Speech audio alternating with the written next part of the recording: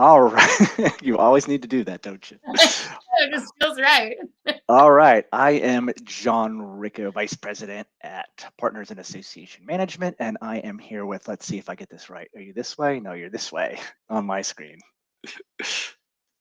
Rachel Luoma. I didn't know if you were going to say it. I was like, I'm here with I was me, kicking it to you. Luoma, with Partners in Association Management, one of the vice presidents here as well. Well, thank you all for joining us for another installment of Association Peeps and Cubicles Drinking Coffee.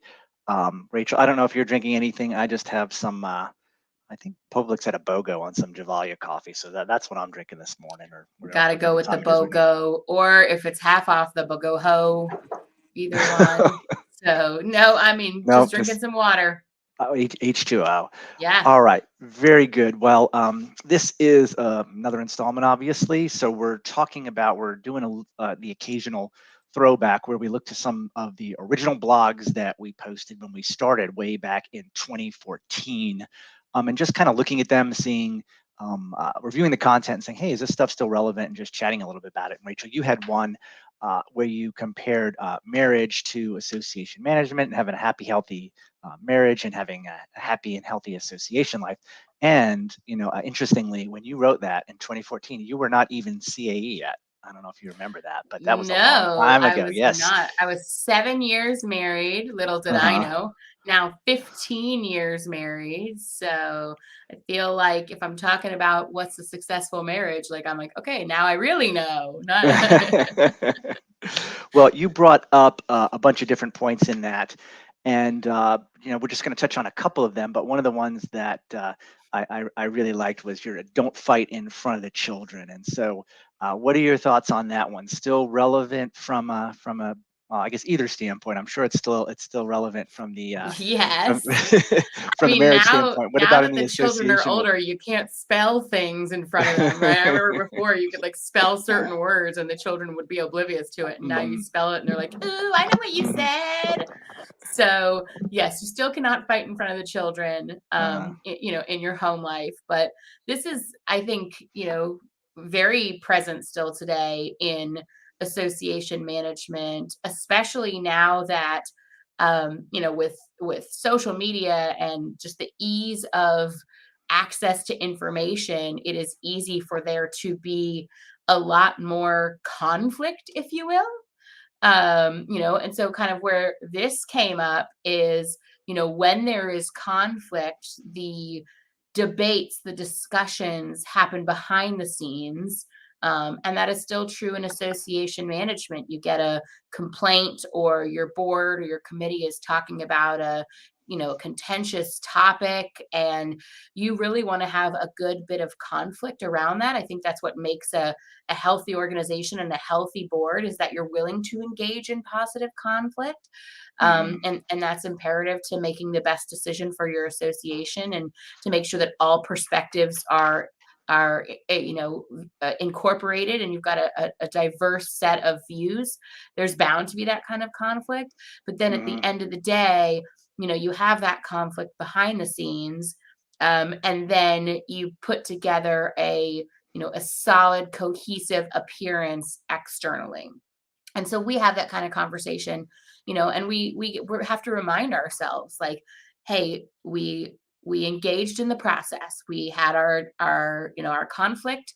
We listened to all viewpoints. At the end of the day, we voted, and this is the direction that we're going. you know, can everyone get on board with this? Right. And if Yeah. someone can't, then that's a different discussion. But if everyone can, then that's an important message, and everybody has to be on that same page. And so that's really where that concept came from, don't fight in front of the children, Mhm.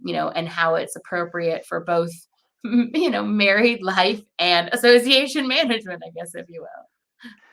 Well, and it takes me back to when we do our board trainings, the old, what happens in the boardroom stays in the boardroom, where, like you said, you have your healthy debates, and then once you go out from the board meeting, you put on a unified front on whatever the decision might be. Absolutely. It's why minutes only capture decisions. It's why they don't capture that debate and that discussion. You want people to be able to have open and honest, in many cases, vulnerable discussions, Hmm. But that at the end of the day, it captures the decision. And like you said, what happens in the boardroom stays in the boardroom. So Well, I'm glad now that your kids are older, you don't try and spell things in front of your board members, trying to, pull one past them. nope, we don't do that. No, we definitely don't do that. So it's the spelling, although there's still certain words that they can't spell. So What about you talking about always kissing goodnight? And obviously, there's not too much kissing going on with your board members, I hope. But tell us a little bit about that, and if you think it's still applicable to work life. yeah, I mean, I think early on in our marriage, we decided that we would never want to go to bed angry. That we would really want to work every night to resolve whatever issue was at hand. And if we couldn't get past an issue or we were still discussing it, that we would still kiss goodnight, right? We would still remind ourselves and remind each other that we're in this together and we're doing the best that we can to resolve whatever situation may arise. And I think the same holds true in associations, in that you're never going to do everything as an association. You can't please everybody. Hmm. And so you're going to still have people who are upset and people who are going to call, and they're not going to like something that you did. And you always want to make sure at the end, and we use the term kiss here figuratively, not literally, that at the end of that call, you still are respectful and positive and express gratitude for that person and their perspective. Because we're all trying to do the best that we can in associations. We've got our volunteer leadership who are volunteers. We have our staff who, work tremendously hard and care so much. And so at the end of the day, if there is something that's going on, we just have to remind ourselves that we're all doing the best that we can, and we're all really trying to do the right thing and push the organization and our members and our mission forward. And so it's like you just want to take that moment to make up with that person. If I get a caller who's upset and, we end that phone call, I definitely try to go back and send them an email and, say, hey, as I'm reflecting on our conversation, I just want to thank you again for calling. Or send them a message if I saw something on social media, a private message, or a handwritten note. Handwritten note goes a long way. Like, when was the last time you got something in the mail? Hmm. So Right. I think that's really what it means. There is, you always really want to try to just make up, if you Hmm. in that respect. Well, yeah, and I think that's a good point because particularly in the nonprofit sector where we are, when there's disagreements or it's well, I guess it's even true in a marriage. It's not because there's any nefarious intent. It's because both sides really care, right? Yeah. And you might have different positions as to how you ultimately get to the objective, but everyone's viewpoint, although they might be very varied, the intent and the goal behind it and the desire is still the same. It's to make the organization or the marriage the best that it can. Yep, and So. that's why I also, I wrote in the blog, and it still holds true today. And we just said it this morning. Just always give, them the pretty cookie.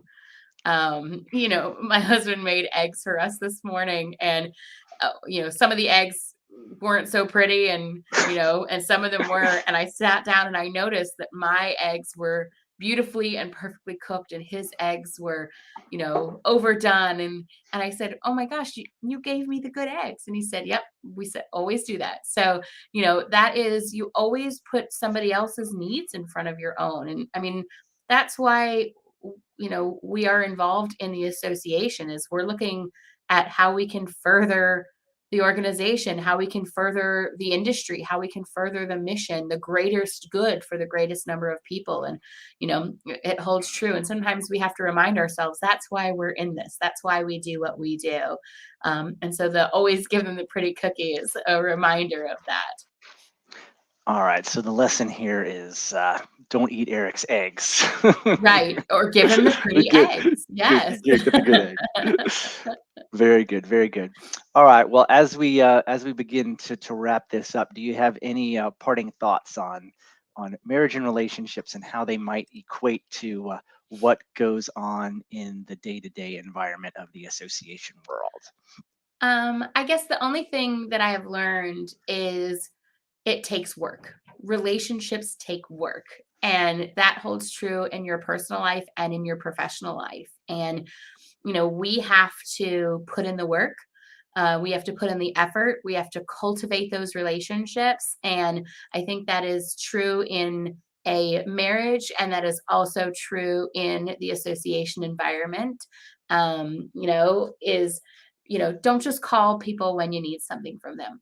Send them a text message that you're thinking of them, something that they did or said, in came up in your day to day life, or something of that nature. And so it's just a reminder that for anything, in order for it to be successful, you have to put in the work, you have to develop it, you have to cultivate it. And so, Hmm. I think that's the thing that I've learned all these years later, is just how important it is to put in that effort.